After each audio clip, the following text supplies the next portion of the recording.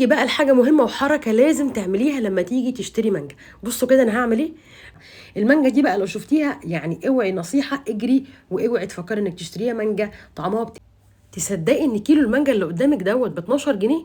ايوه يا جماعه، بعد الفصال سعره وقف على 12 جنيه في قلب سوق العبور. انا كنت في سوق العبور والنهارده رحت علشان اشوف اسعار المانجا وصلت لحد فين، وعشان كمان اجيب نوع المانجا المفضل عندي.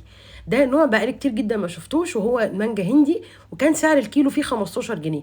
اما الصديقه اللي قدامكم دي يا جماعه كانت حلوه جدا درجه اولى، وكان سعر الكيلو فيها عامل 20 جنيه، ولو فصلتي هتاخديه ب 18 جنيه. تعالي بقى مع بعض نشوف بقيه الاسعار. المانجا الزبديه اللي قدامكم دي كان الكيلو منها عامل برده 18 جنيه، بس كانت ناشفه شويه.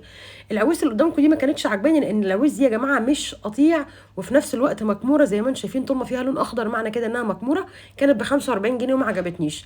دي برده كانت صديقه، الكيلو منها كان عامل 22 جنيه. وطبعا في هناك يا جماعه فصال يا جماعه، هم عارفين ان احنا بنيجي ناخد احجام قليله، فعلشان كده بنفاصل. النعومه كانت عامله هناك 22 جنيه الكيلو زي ما انتم شايفين، بس كانت لسه ناشفه شويه. اما المانجا اللي قدامكم دي اسمها هايدي. يا جماعه اسمها هايدي.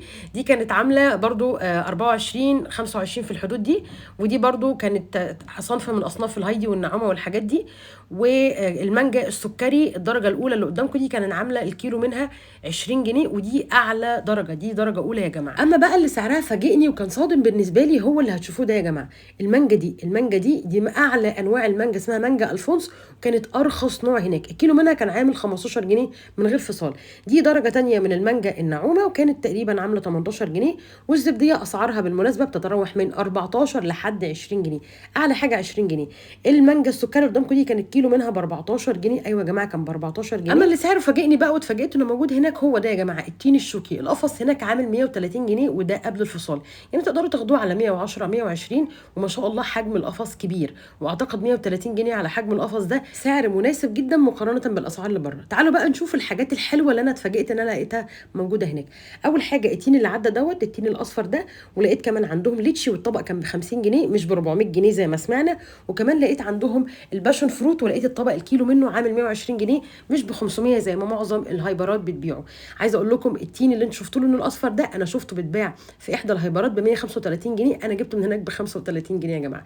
المانجا دي بقى لو شفتيها يعني اوعي، نصيحه اجري واوعي تفكري انك تشتريها. مانجا طعمها بتنجان، والله يا جماعه طعمها بتنجان. انا ما اعرفش اسمها ايه بس عارفاها من شكلها. اما الصنف التحفه اللي قدامكم ده اسمه ياسمينه، وده كان عامل 18 جنيه للكيلو، بس عشان اخد كرتونه كان لازم اخد 5 كمان معاها، فطبعا ما قدرتش ان انا اجيب الكميه دي كلها. اما المانجا دي بقى كانت اول مره اشوفها، اسمها هولمان، وكان الكيلو منها عامل 22 جنيه. وطبعا كل ده يا جماعه خاضع الفصال.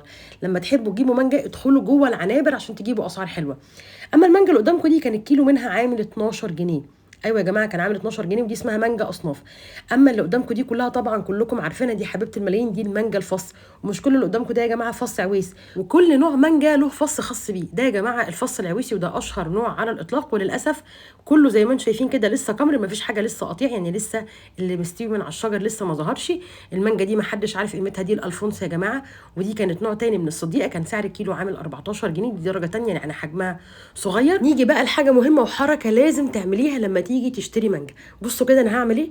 لما تيجي تشتري مانجا حاولي تشوفي الطبقه اللي فوق زي اللي تحت، وارفعي الكرتونه، وما يهمكيش انت كده كده هتشتري وكده كده هتدفعي فلوس، فلازم تاخدي بالك ربما تكون في واحده بايظه تحت، تكون مش حلوه، تكون مش مظبوطه، فانت قلبي في حاجتك لان انت كده كده دافعه فلوس.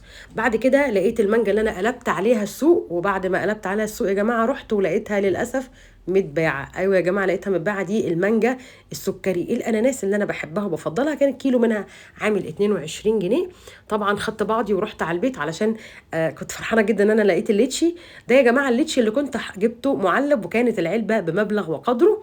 طبعا الطبق كان عامل 50 جنيه. طبعا ما كدبتش خبر، وكانت اول حاجه دقتها اول ما دخلت البيت كان هو فاكهه الليتشي. انا بحبها يا جماعه، هي مزيج كده ما بين العنب على الكمثرى على الاناناس. هي فيها اطعم كتير جدا، بس انا بحبها. بتكون ليها قشره صلبه شويه، ولما تفتحوا جواها بتلاقوا بذره كبيره كده. دايما سبحان الله الفواكه بتاعه الاستوائيه دي بيكون لازم فيها بذره، وحجمها بيكون كبير، على عكس فواكهنا هنا تحسوا انها غلبانه كده وعلى قد حالها.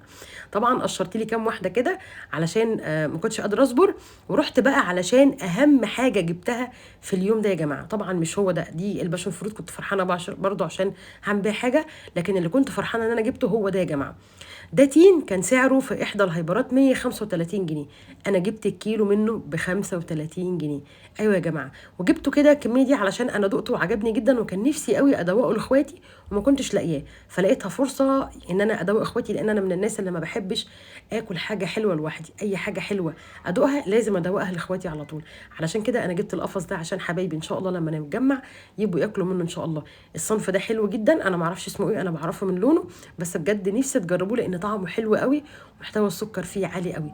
اتمنى الجوله تكون عجبتكم، واتمنى الفيديو يكون عجبكم، ولو عجبكم الفيديو لايك وشير، واتمنى لكم كل خير، وتحياتي ليكم دايما رشا الغفير.